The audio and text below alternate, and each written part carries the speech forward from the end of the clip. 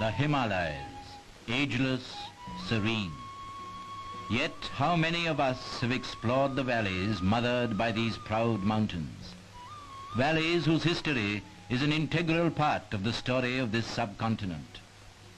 Two such valleys north of the Punjab are among the most famed, Kangra and Kullu. The Kangra Valley is at peace now, but these forts are pointers to a turbulent past. No one lives in them now. No soldiers guard their entrances, and no darbars are held there. Yet, only 100 years ago, they were the nerve centers of this lyrical land, a lyricism which finds expression in the great school of Pahari painting. On the fringe of the valley stands a famous temple. There are no immortal images here, only an immortal flame, which, legend says, emerges from the fiery mouth of the goddess Jwalamukhi. Beyond the verdant valley, rising abruptly, are the mountains of the Dauladhar range, or the White Ridge. They span the entire length of the valley from west to east, feed the rivers with their snows, bring fertility to the soil. The Kangra Valley is well known for its rich paddy fields and its sprawling tea gardens.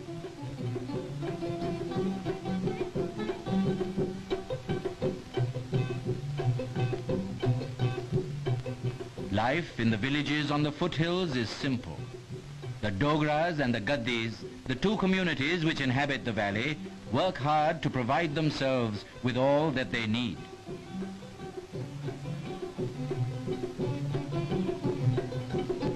Leisure is well spent in the pursuit of beauty, beauty which makes life serene and satisfying.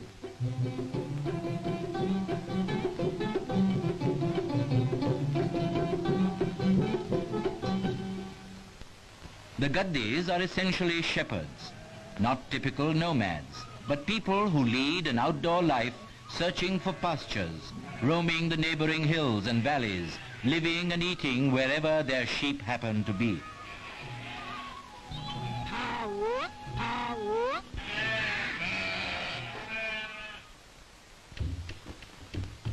From Kangra on to Kullu. The road, cut through solid granite, enters the narrow gorge of the Beas River. For 12 miles, the road hugs the mountainside, winding and twisting. Soon the rugged mountains open, and there before us is the lush valley of the gods, Kullu, some 40 miles long and between 1 to 2 miles wide. At the entrance to the valley is the renowned temple of Basheshwar Mahadev at Bajora.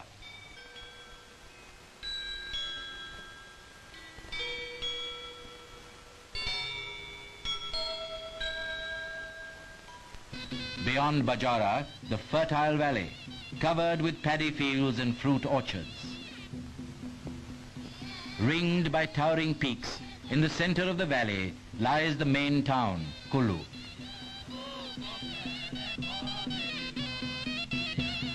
"23 miles beyond is Manali, the most important market for trade and commerce in the valley. The valley, as it were, meets here.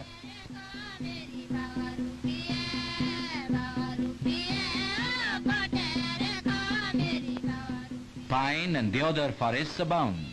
Manali is proud of her stately trees close against the sky. High above the valley, the shepherds graze their sheep. Hemraj, the shepherd boy, is one of many. Down below in the valley, his village home, a pleasant place, a place of peace.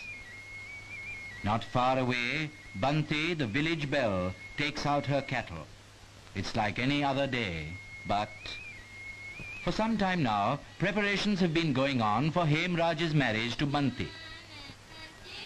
The auspicious day, the bride is prepared for the elaborate day-long ceremonies.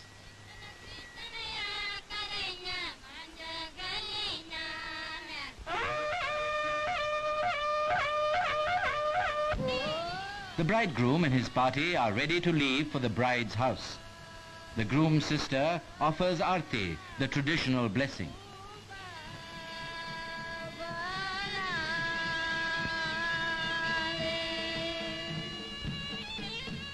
The marriage procession is on its way.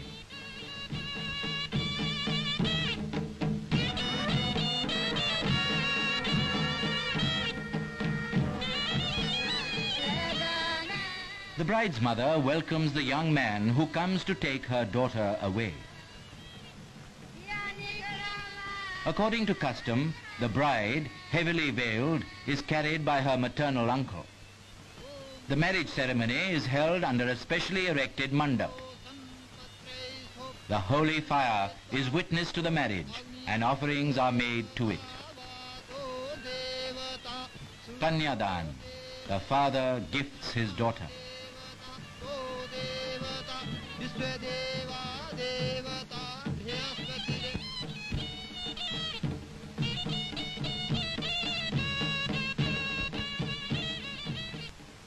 They walk round the holy fire 7 times, and they are man and wife.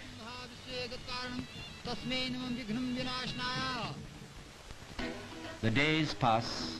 In the valley, the paddy is ripe for harvesting. Months of toil await fulfillment. In accordance with age-old custom, the farmers collect in the temple courtyard to seek divine guidance in fixing the harvesting day.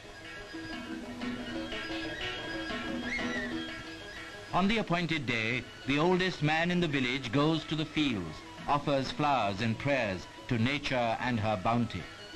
And he who has seen more harvests than any other cuts the first stalks. Newly married couples follow. It is their first harvest together and the promise of many more. The first cuttings will be offered to the family deity. Then and only then do the people of the Kullu Valley begin the gathering of the new crop.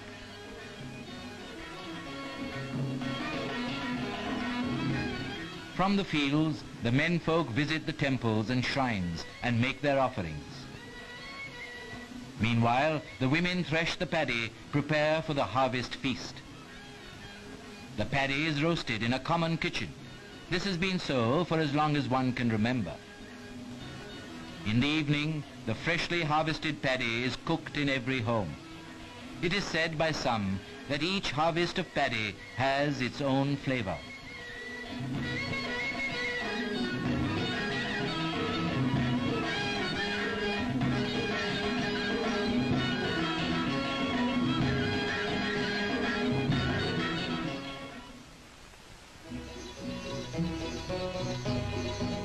It is autumn time now, and preparations for the winter have to be made. Soon the streams and rivers will freeze, so the women take their turn to grind the grain in the local water mill. It is an ingenious device and very simple to work.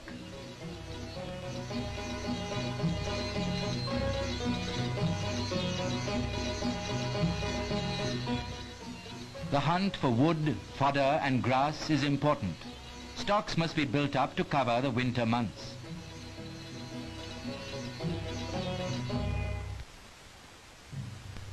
The wind is awake.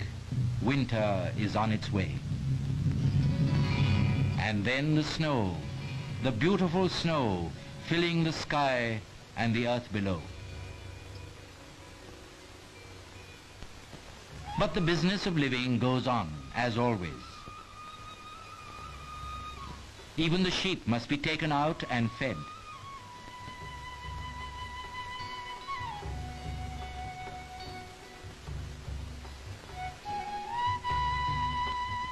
The long winter hours are employed profitably.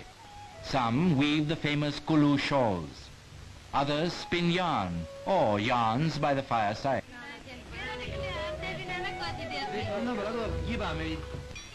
But for the kids, it's time for the snowman, and there is no stopping them in their fun.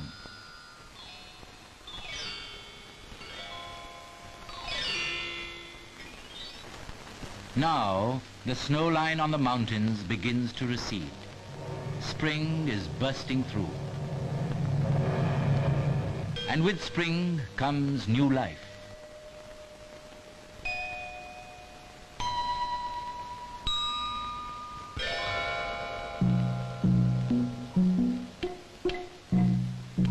Once more the shepherds are on the move with their flocks, looking out for fresh, untouched pastures.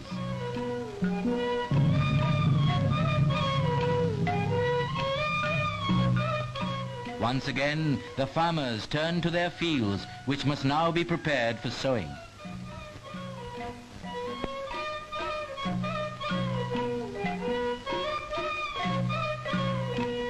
The digging begins like this, with spades, just as their fathers did and their forefathers before them.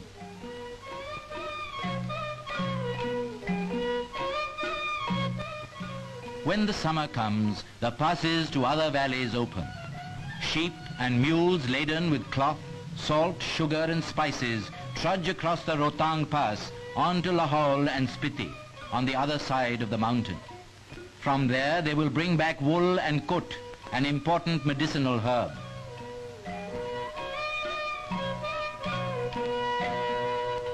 And when the monsoon rains have fallen, it is time to harvest the apples for which Kullu is famed.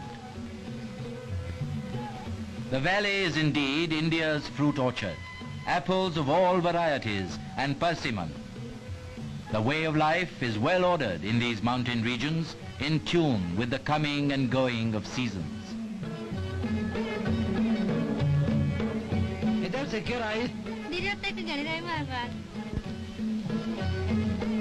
Now it is festival time.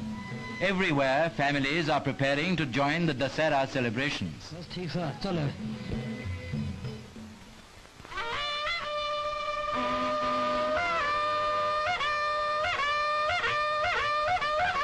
All over the valley, devtas, images of the local deities, are taken out of the village temples and brought in colorful procession to the ancient town of Kullu.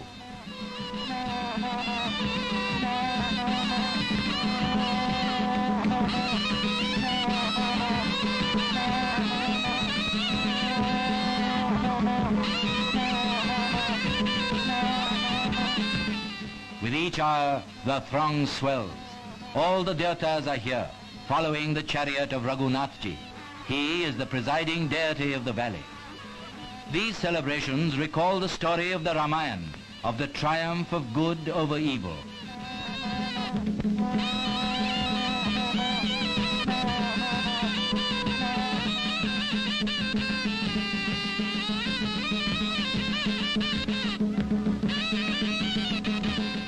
There are meetings between the devtas, warm embraces. A whole year has passed since they last met.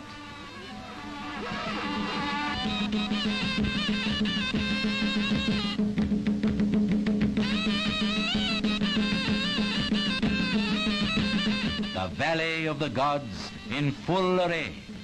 The gods and their people together inseparable.